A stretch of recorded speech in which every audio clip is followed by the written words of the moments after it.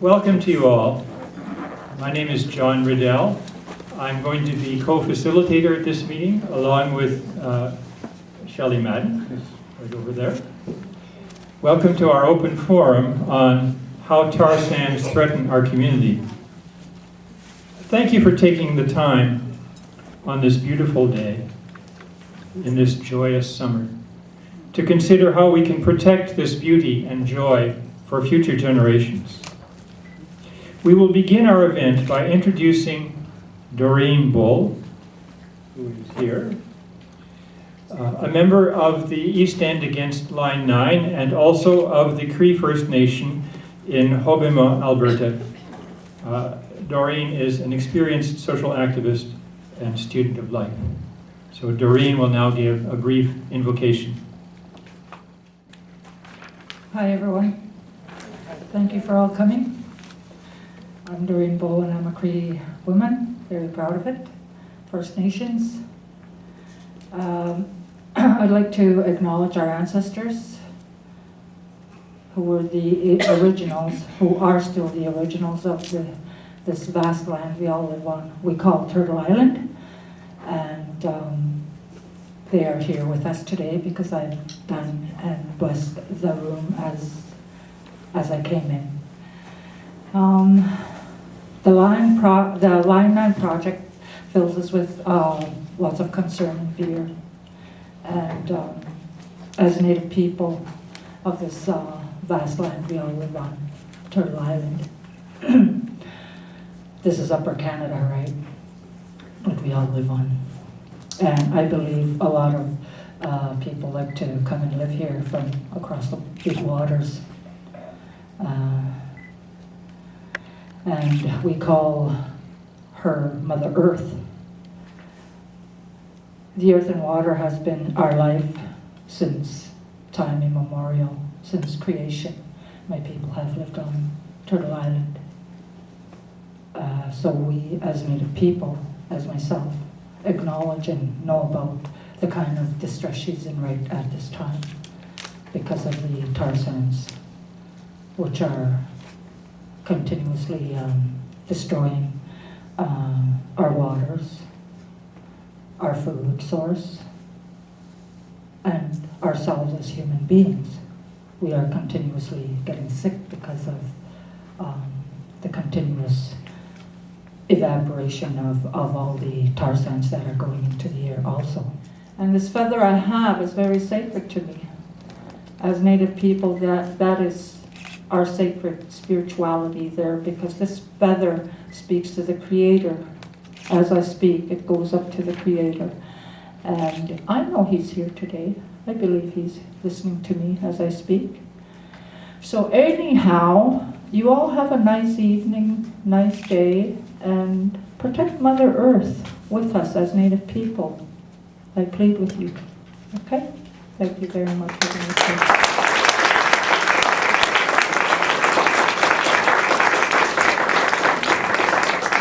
Thank you, Doreen. We have come together because of concern about a proposal to re-engineer a pipeline, Line 9, so it can carry tar sands across Toronto. This discussion today was organized by East End Against Line 9, which was formed in February by a group of neighbors, mostly living within a couple kilometers of this civic center. Our purpose is to enable this community to raise its voice and to have a say in this important decision on Line 9. Since our formation, we have talked to thousands of neighbors like you, on street corners, in community meetings, and at front doors. Many of our neighbors were unaware of the Line 9 project.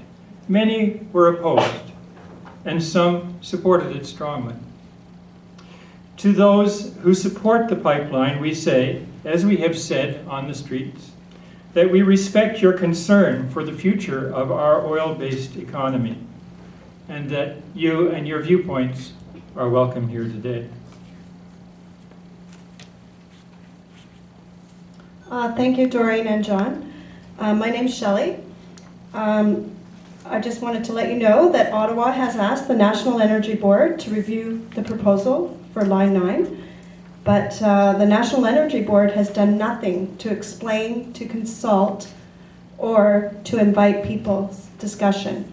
Instead, even sending a letter has proven to be a very difficult task. They tell us what we can say and what we cannot say. And in fact, when East End Line 9 sent a letter of our concerns, their letter was rejected because they said that the pipeline is too far away, 8 kilometers in distance.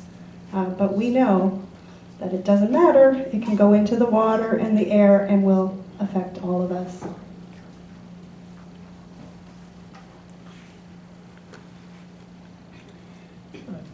Talking to neighbors in East Toronto, I've heard a lot of concern. There's concern about the danger of a tar sands pipeline that might rupture, as they so often do, contaminating subdivisions, rivers, and lakes with discharge of poisonous chemicals. I've heard concern about the unbridled expansion of the tar sands and the impact this has on the land and the people, the mainly Indigenous people, like Doreen, who live there. There's concern about how this development of the tar sands will speed climate change. We already witness the impact of climate change, and this is only the beginning. I also hear concern about employment, the need for better and healthier jobs, jobs that will diminish environmental damage rather than increasing it. I hear concern for democracy in Canada. Democracy that is endangered by the high-handed actions of oil industry promoters.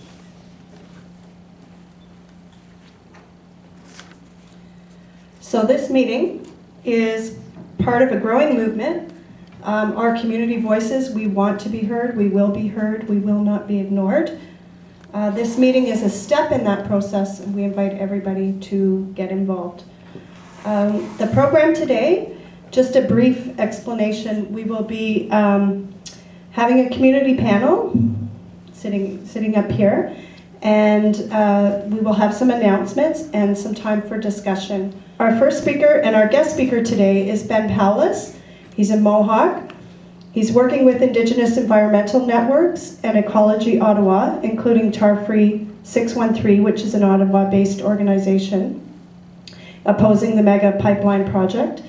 Ben has worked with Defenders of the Land. He's a co-founder of Youth Climate Coalition, as well as working with Indigenous committees in Alberta against the tar sands. Please offer a warm welcome to Ben Powless. Yeah, thank you. It's a pleasure to be here today. A pleasure to be here on Mississauga territory. I just took a bus up from Ottawa. So just finished putting together a presentation right now. I planned to do it on the bus, but ended up waking up and I was already in Scarborough as I had to catch a 7 a.m. bus. So it's actually nice to be here and get the chance to walk around a little bit.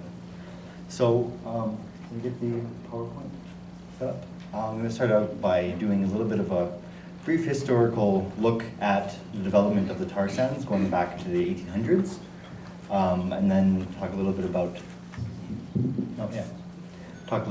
the geology of the area. Why is tar sands in particular so concerning, as opposed to, well, not as opposed to, but far beyond traditional sources of oil.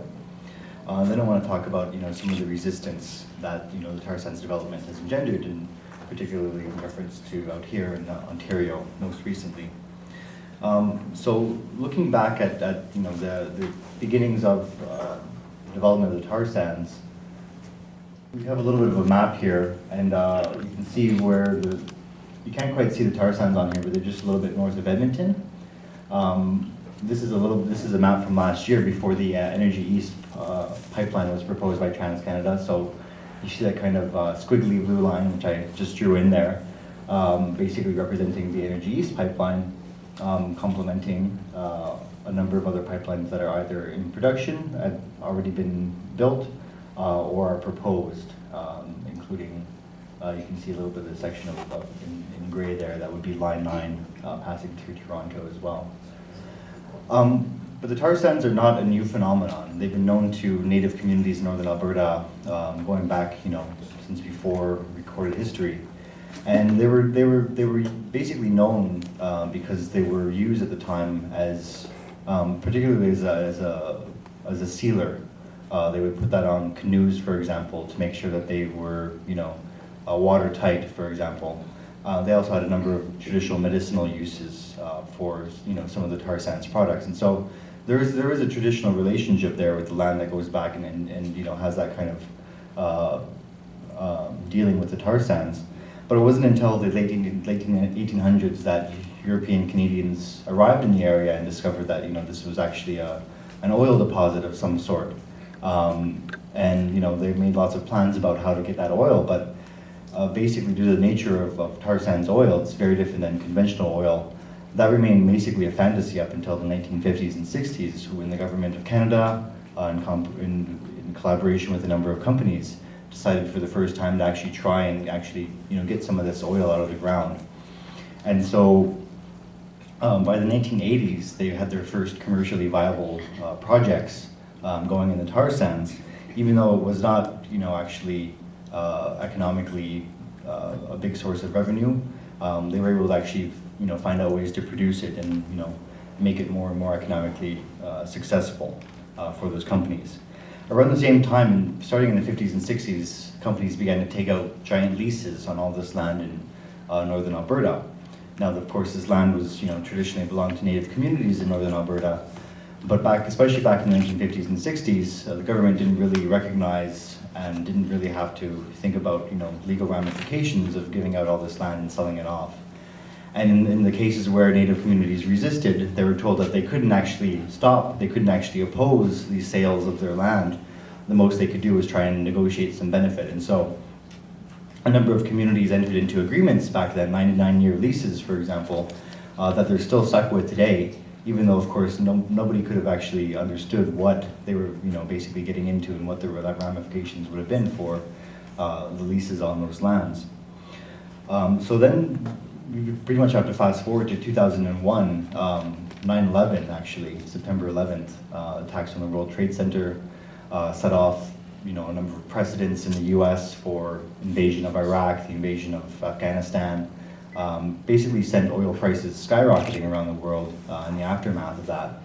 And that, for the first time, made it actually a very economically viable project because tar sands oil is so expensive, both in money, in energy, in water to produce, that it basically takes a really high value of oil for it to actually make any money back. Otherwise, it's much cheaper just to produce the really cheap oil that you can get from Texas or the Middle East, for example.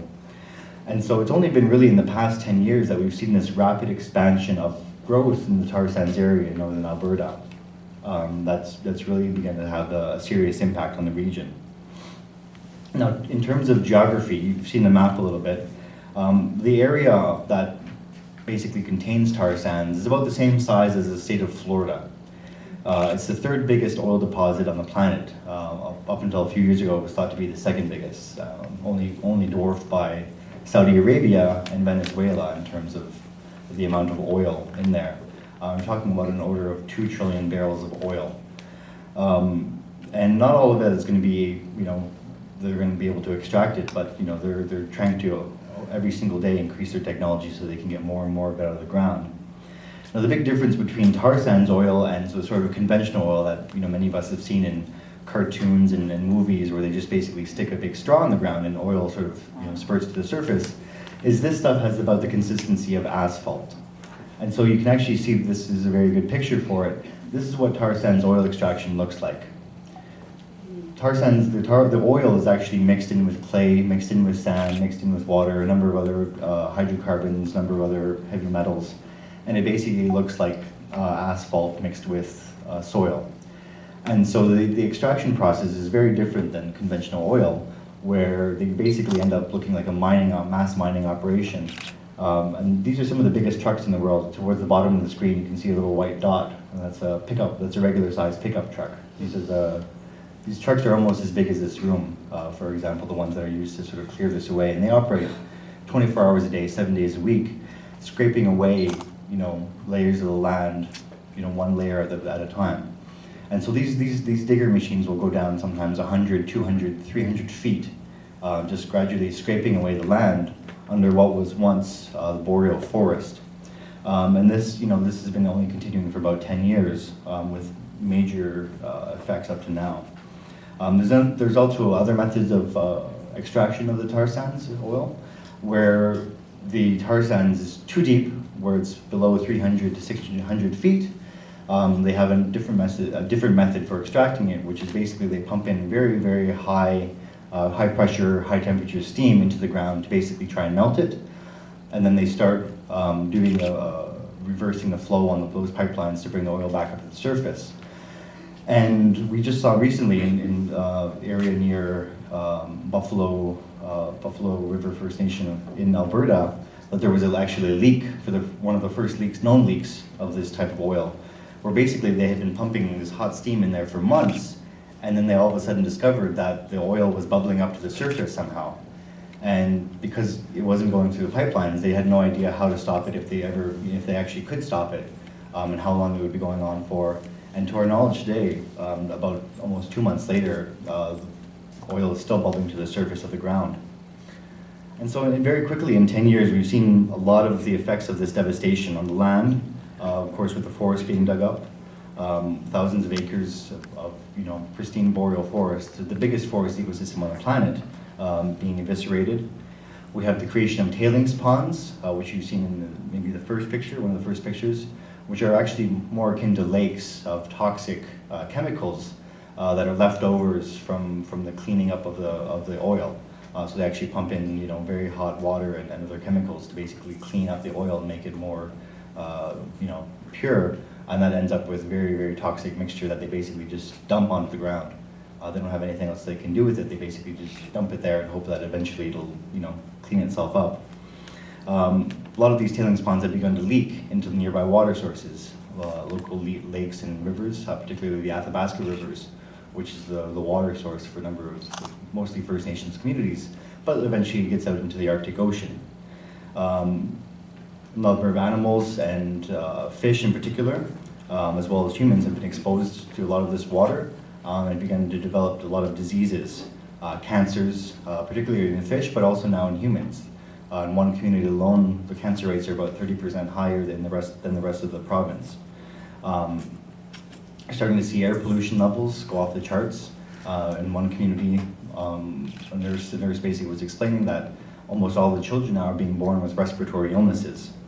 And so, this has led to what many are calling real significant human rights violations of the people who live there, on their rights to health, on their rights to food, on their rights to water, as well as their rights to respect and follow their culture, and other significant cultural treaties and protocols like hunting and fishing. And this has actually affected their treaty rights, which again were signed to basically share the land, but First Nations are being told that they don't actually have any say over what happens on their land these days, especially on sacred and hunting lands. And the other major effect of all of this development has been one of the biggest sources in Canada of our greenhouse gases, which are the contributors to climate change. And so this is the biggest rising source of greenhouse gases in Canada, and is actually one of the reasons why Canada basically rejected the Kyoto Protocol after about a decade. The only country in the world to do so, and is basically failing on all of its climate change measures, as a result of being committed exclusively to the development of the tar sands. And so I want to say, this hasn't gone without a lot of resistance locally as well. A number of First Nations have sued the government, sued a number of the companies over these human rights violations, over the treaty violations, even over breaches to the contracts that they've signed with these companies who don't follow them because they think they can get away with anything, any violations of these contracts with First Nations. It's pushed some of the First Nations over the past few years. Again, this has only been going on for 10 years now, but it's pushed a number of them to take anti-tar sands sort of positions, or at least made the issue very divisive in some communities, pitting families against families, and even family members who maybe work in the industry against others who are impacted by it. And it spurred the creation of these healing walks, which we were seeing in the past 3 or 4 pictures, which started about 4 years ago, in Northern Alberta, and brought together members of all of the different First Nations there, as well as supporters from, non-Native supporters from nearby communities. And that was really significant sort of development, because many of these communities have never participated in a protest. Many of them are from flying communities, for example, places you quite literally have to fly to get to. So this was a very sort of significant development for a lot of these community members to actually begin to take that kind of role. This also spurred the development of an action against tar sands that was held in Ottawa in 2011, simultaneously to a big action that was happening in Washington, D.C., protesting the expansion of tar sands, and saw a lot of representatives of those First Nations come to Ottawa, many of them getting arrested for basically doing a sit-in on Parliament Hill. And just as recently as yesterday, there was a call for a blockade of some of the mining and trucking roads in the area. And that was very sort of significant, unprecedented level of sort of escalation of opposition against the tar sands by a lot of First Nations in the community. This is a picture from that tar sands action I was mentioning in 2011, where one of the community members from Northern Alberta was arrested and eventually in Ottawa for taking part in this sit-in.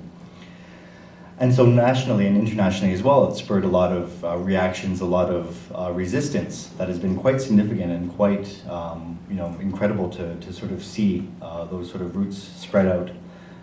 Particularly because Alberta is a landlocked province, they have no access to the ocean. And so they're basically forced to send this oil out somewhere. And the most recent way they're trying to do that is by expanding, of course, these pipelines all across North America.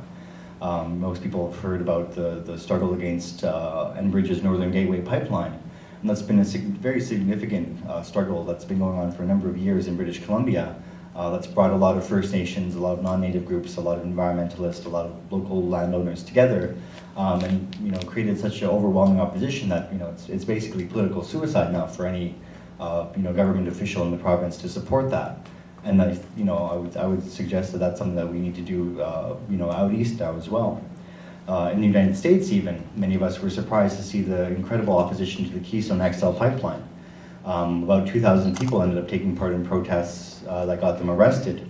About another 100,000 participated in series of protests, mostly making it sometimes trips all across the U.S. To get to the White House and sort of show a strong demonstration.